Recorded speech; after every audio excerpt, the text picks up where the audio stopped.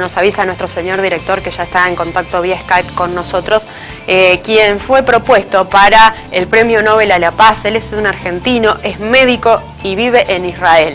Alejandro Roisenthal está en contacto con nosotros para contarnos esta experiencia. Alejandro, ¿cómo está? Buena mañana, bienvenido a Arriba Santa Fe. Hola, buena mañana, ¿cómo andan todos? Por acá todo bien.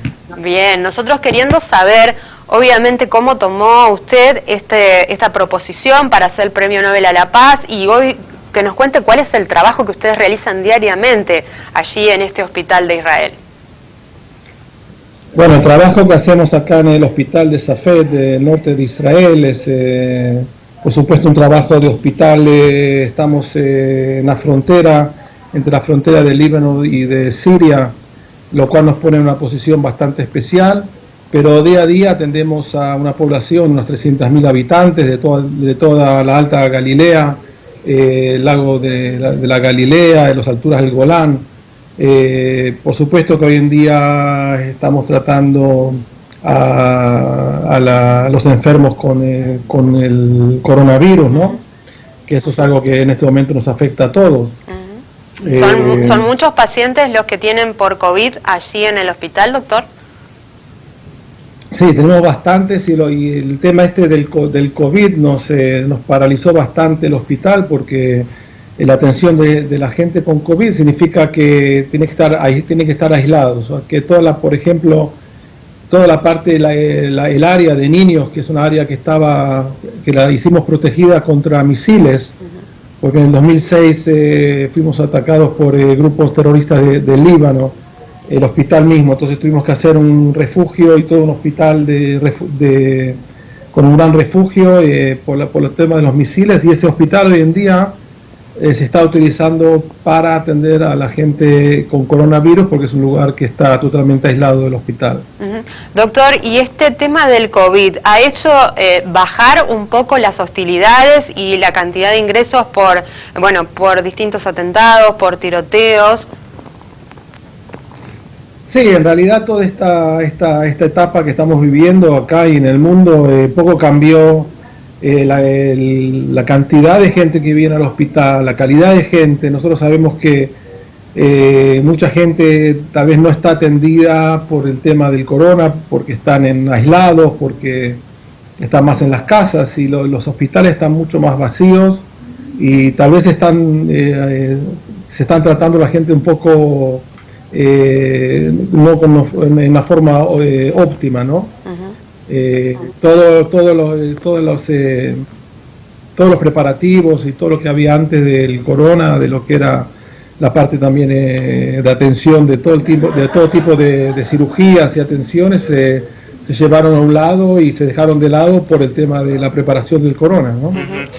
Doctor, pero el sistema sanitario no está colapsado, o está en un sistema crítico.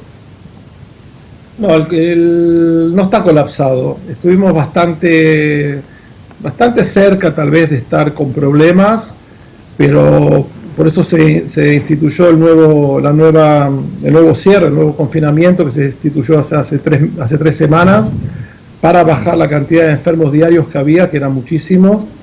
Y ahora, como hubo este confinamiento, se bajaron la cantidad de enfermos, entonces está bajando también la cantidad de enfermos graves que hay en el hospital. Mira, el problema del hospital no son la cantidad de respiradores que uno hace falta, porque Israel adquirió muchísimos respiradores, y también no hay problema de lugar. El problema es el equipo médico. No hay la cantidad suficiente de enfermeras y enfermeros y especializados y médicos en atención tan específica, que es un paciente que está ventilado por el coronavirus, que es una enfermedad muy complicada. Doctor, ¿y a usted cómo se le ocurrió ir a Israel a prestar esta ayuda humanitaria, primero con los refugiados sirios y ahora, atendiendo a pacientes de COVID? Mi venida a Israel fue hace 30 años con mi mujer, con Juliana, y vinimos acá al norte del país, a una zona muy linda. Yo llegué al hospital acá hace 20 años, en el hospital de Safed. Nunca nos habíamos imaginado que tenía que atender a sirios acá en Israel. Eso fue una historia que pasó desde el 2013 al 2018, durante 5 años. Atendimos acá en el país más de 5.000 sirios y en mi hospital atendimos unos 1.500 sirios que vinieron acá por la guerra civil de Siria. Eso no es algo que estaba en mis planes. ¿Y cómo fue ese trato con los primeros pacientes sirios? Porque obviamente hay una disputa tan antigua entre israelíes y sirios. ¿Cómo reaccionaban estos pacientes al recibir esta atención, al ver del modo en el que ustedes los trataban? Sí. Bueno, imagínense que para ellos nosotros éramos el enemigo, como yo lo publiqué una vez, ellos decían como que estaban atendidos por el diablo. De cierta manera ellos venían acá de repente inconscientes por una bomba y se despertaban en un hospital de israelí del otro lado de la frontera, con médicos, con delantales blancos y bueno, y de repente se dan cuenta que estaban en Israel, hablaban hebreo. También acá hay gente de habla árabe, por supuesto. O sea que yo creo que fue un shock muy grande también para nosotros. Un poco, nadie se esperó atender a gente de sirios que estaban heridos por una guerra civil acá en Israel. Eso fue algo que también, como el coronavirus, nos agarró por sorpresa. No son cosas que uno puede programar.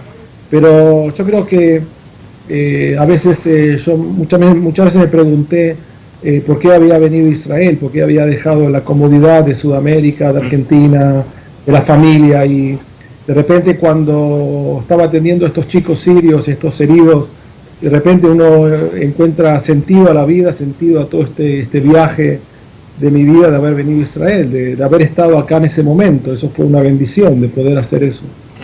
¿Y cómo siente esta nominación para el Premio Nobel a la Paz por todo el trabajo humanitario que hace usted y otros profesionales de otros países que también trabajan en el mismo hospital? Sí, por supuesto que esto fue un trabajo de equipo. Yo trabajo acá con un grupo muy grande de traumatólogos y de cirujanos. Yo soy cirujano oral y maxilofacial, una hermosa profesión, egresado de la Facultad de Buenos Aires, de la UBA. Hice la especialidad acá en Israel y yo creo que el reconocimiento de los trabajadores de la salud para recibir un premio de la paz, creo que eso simboliza mucho el hecho de que nosotros hemos nacido prácticamente con la idea de curar a la gente. Yo me acuerdo estando en el jardín de infantes y me preguntaban qué querías hacer de la vida. Yo decía que yo quería ser médico, que quería curar. Yo me acuerdo había dicho, yo a los 6 años perdí un hermanito de 4 años por un problema del corazón. Y enseguida hablaba con mi mamá y le decía que yo quería ser médico para que no mueran chicos tan chiquitos como mi hermano. Y ahora al tener que trabajar con chicos tan chicos, sirios, ¿cuál es su mayor anhelo en este trabajo humanitario que hacen en el medio de la guerra? Sí, yo creo, mi gran esperanza es que estos chicos que el día de mañana, dentro de 10, 20 años, cuando sean líderes del mundo árabe, puedan hacer la paz con nosotros, con los chicos israelíes, con mis hijos. Ese es mi gran anhelo, que ellos hagan lo que nosotros no supimos hacer, la paz. La verdad que es el anhelo que todos tenemos, que esta zona tan caliente desde hace siglos prácticamente en el mundo logre una paz duradera, una convivencia de lo mejor posible y qué bueno que hay un argentino o que hay varias familias argentinas que piensan en esto y que trabajan por esto día a día, atendiendo casos muy difíciles. ¿Cuál ha sido el más difícil que le tocó tratar dentro de su especialidad, doctor? No sé si hay un caso más difícil. Un caso técnicamente muy difícil, un chico de 17 años que durante 3 años estuvo sin poder abrir la boca por una bala que le trituró la mandíbula y vino acá después de 3 años. Me dijo, estuve 3 años esperando venir a Israel para que me atienda. Hicimos por el medio de impresión de 3D, de tridimensional, hicimos una placa tridimensional, hicimos un una cirugía muy compleja, le pudimos, por supuesto, operarse, sacarle el problema que tenía y abrir la boca. Y cuando se despertó al otro día, él nos decía, tuve 3 años esperando poder abrir la boca y poder comer, estoy comiendo agua y lo que puedo. Y de repente te das cuenta que eso de tener algún accidente, ir al médico al mismo día, una ambulancia, eso son cosas que en ciertos lugares no es algo que pasa todos los días. Acá hay gente que esperó 3 meses, 4 meses, o como este chico 3 años en poder ver un médico. Y eso nos pone un poco en proporción. Acá atendí un nene de 7 años y tenía problemas dentales muy graves. Y yo le pregunté a la mamá, que justo lo había traído, le dije, bueno, ¿por qué no se cepilla los dientes? Y me dijo, ahí no tenemos cepillo de dientes, nosotros no tenemos las cosas básicas. Y le dije, bueno, porque come muchos caramelos este chico. Me dijo, mira, lo único que come este chico desde que nació son barras de chocolate. Porque es lo único que nos traen para comer, barras de chocolate que nos traen así el ejército un poco para que coma.